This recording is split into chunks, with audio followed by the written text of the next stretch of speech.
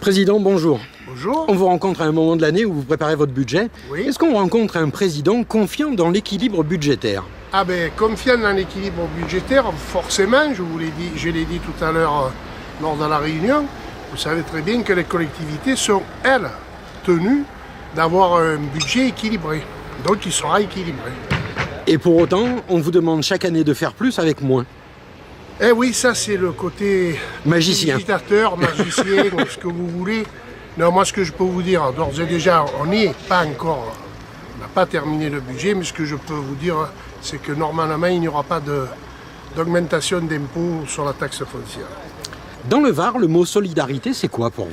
Eh ben, dans le Var, le mot solidarité, c'est 650 millions du budget du département qui va à la solidarité, c'est-à-dire au social.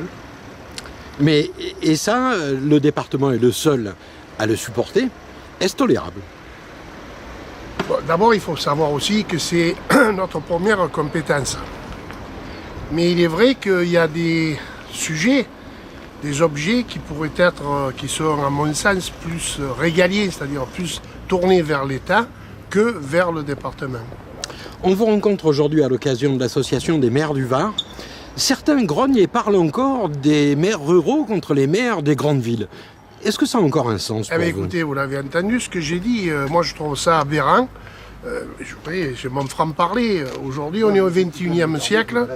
Il y a des maires, dans le Var, et il y a surtout un département, c'est le Var. Oui, parce que vous avez une volonté chevillée au corps, c'est d'être le président du départemental de toutes les communes du département. Ah ben oui, regardez, je crois que en l'espace d'un an, là, j'ai dû faire 60 000 kilomètres. Alors moi, je ne sais pas pour votre épouse, mais je vous rencontre beaucoup plus souvent dans l'arrière-pays que sur le littoral. Sur les 60 000 kilomètres, j'ai dû en faire les 2/3 dans le Haut-Var et le Moyen-Var. Qu'est-ce qu'on peut espérer pour 2018 pour le département du Var?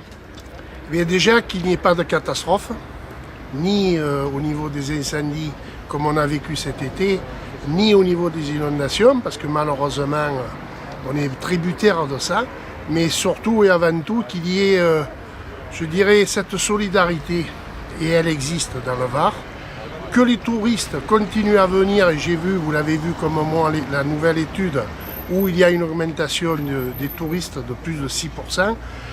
Le chômage, alors pas de cocorico, toujours rester humble, mais le chômage aujourd'hui, c'est dans le Var, et notamment sur la partie du territoire Toulon-Provence-Méditerranée, qu'il y a le moins de chômage dans la région PACA. Oui, et pour autant, si on prend un grand groupe comme Naval Group, ils ont du mal à trouver des ingénieurs, des techniciens. Il va donc falloir la réforme de la formation. C'est la formation.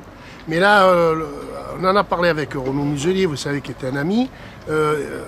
Il y travaille avec ses équipes, car effectivement, il va falloir faire un effort supplémentaire sur la formation, parce que la formation, il y a très longtemps, n'était pas quelque chose de valorisant.